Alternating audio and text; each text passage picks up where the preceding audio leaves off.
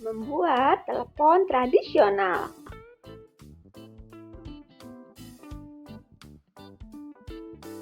Assalamualaikum warahmatullahi wabarakatuh.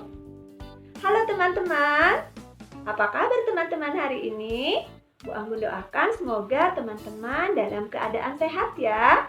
Alhamdulillah teman-teman, hari ini bertemu kembali bersama dengan Bu Anggun dalam pembelajaran tematik alat komunikasi. Kali ini Bu Anggun akan membahas materi tentang alat komunikasi tradisional. Ada yang sudah tahu apakah itu alat komunikasi tradisional? Nanti kita belajar bersama ya teman-teman. Tapi sebelumnya kita membaca basmalah terlebih dahulu ya. Bismillahirrahmanirrahim.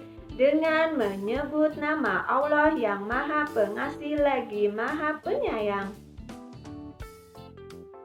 Teman-teman, selain itu kita juga perlu banyak berdoa agar terlindung dari berbagai bencana, musibah dan penyakit baik di dunia dan di akhirat.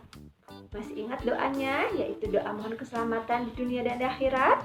Kita baca bersama-sama ya teman-teman. Rabbana atina fid dunya hasanah wa fil akhirati hasanah wa qina adzabannar. Amin. Semoga Allah mengabulkan doa kita semua ya teman-teman. Karena Allah memiliki Asmaul Husna Al-Basir. Apa teman-teman? Al-Bashir artinya Allah Maha Melihat. Allah pasti melihat hamba-hambanya yang memohon kepada Allah.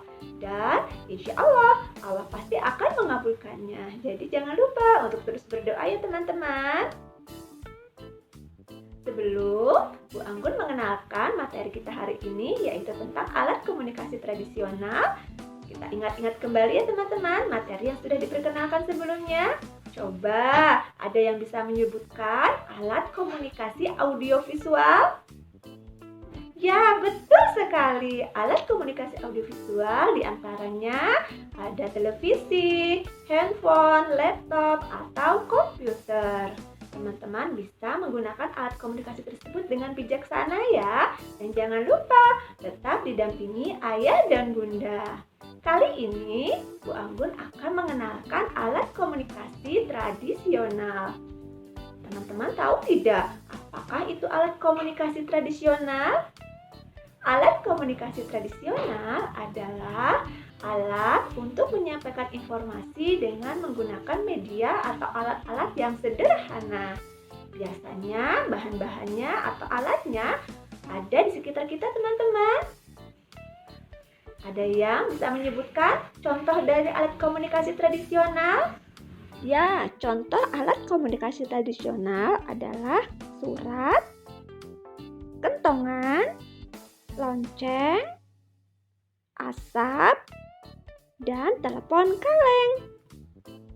Surat adalah alat komunikasi tradisional yang menggunakan media, kertas, dan tulisan untuk menyampaikan informasi. Dahulu surat paling banyak digunakan, tetapi sekarang orang-orang lebih menyukai menggunakan alat komunikasi modern.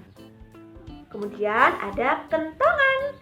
Kentongan biasanya digunakan sebagai penanda jika terjadi musibah atau sebagai penanda adanya bahaya. Kentongan biasanya diletakkan di pos kamling. Kentongan juga bisa digunakan sebagai tanda waktu sahur. Karena sebentar lagi teman-teman puasa ya. Bagaimana bunyinya kentongan teman-teman? Tok tok tok tok tok tok tok. Ada lagi teman-teman, lonceng. Fungsi lonceng hampir sama seperti kentongan.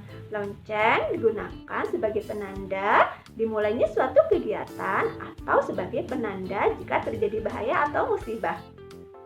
Di sekolah, lonceng juga digunakan sebagai penanda dimulainya dan berakhirnya kegiatan di sekolah.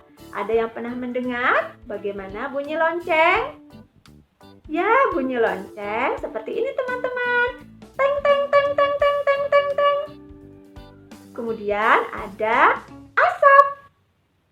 Asap digunakan sebagai penunjuk jika ada orang yang tersesat di hutan. Kepulan asap yang membumbung tinggi dapat menjadi penanda bagi orang-orang yang ada di sekitarnya untuk mengetahui jika ada orang yang sedang membutuhkan pertolongan. Kemudian, alat komunikasi tradisional berikutnya adalah telepon kaleng. Telepon kaleng adalah alat komunikasi sederhana yang biasa digunakan oleh anak-anak. Alat komunikasi ini menggunakan bahan kaleng dan tali. Alat komunikasi telepon kaleng juga bisa digunakan teman-teman dari tingkat 1 ke tingkat 2 suatu bangunan.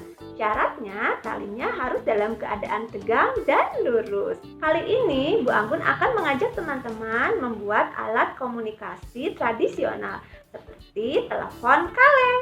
Tetapi sekarang Bu Anggun tidak menggunakan kaleng ya, tetapi menggunakan gelas kopi. Teman-teman ingin tahu bagaimana caranya? Yuk kita saksikan.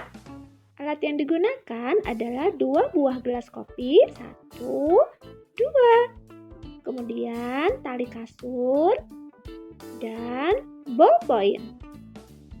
Caranya, buatlah titik kecil dengan menggunakan ballpoint pada bagian bawah gelas. Dua-duanya diberi titik ya. Kemudian lubangi titik tersebut dengan bantuan ballpoint. Kecil saja ya teman-teman ya, seperti ini ya. Bagian gelas yang satunya juga jangan lupa dilubangi. Kemudian letakkan tali di bagian bawah gelas dan masukkan tali ke lubang dengan bantuan ballpoint. Seperti ini ya. Ambillah tali dari bagian dalam gelas, kemudian ditarik. Buatlah simpul pada bagian ujung tali seperti ini ya. Teman-teman bisa minta tolong ayah dan bunda. Kemudian, tarik talinya seperti ini teman-teman. Jangan lupa ya, bagian gelas yang kedua juga dimasukkan talinya. Seperti tadi, talinya dimasukkan ke lubang dan ditarik dari bagian dalam gelas. Buatlah simpul pada bagian ujung tali sebanyak 3 kali. Seperti ini ya. Alhamdulillah teman-teman, sudah jadi loh. Sekarang waktunya bermain, tapi Bu Anggun hanya sendirian. Ada Bu Intan. Bu Intan, yuk kita bermain telepon tradisional yuk. Ayo. Assalamualaikum Bu Intan. Waalaikumsalam Bu Anggun. Apa kabar Bu Intan? Alhamdulillah baik. Wah, senang ya kedengaran. Bagaimana teman-teman? Menyenangkan bukan bermain dengan menggunakan gelas kopi untuk berkomunikasi?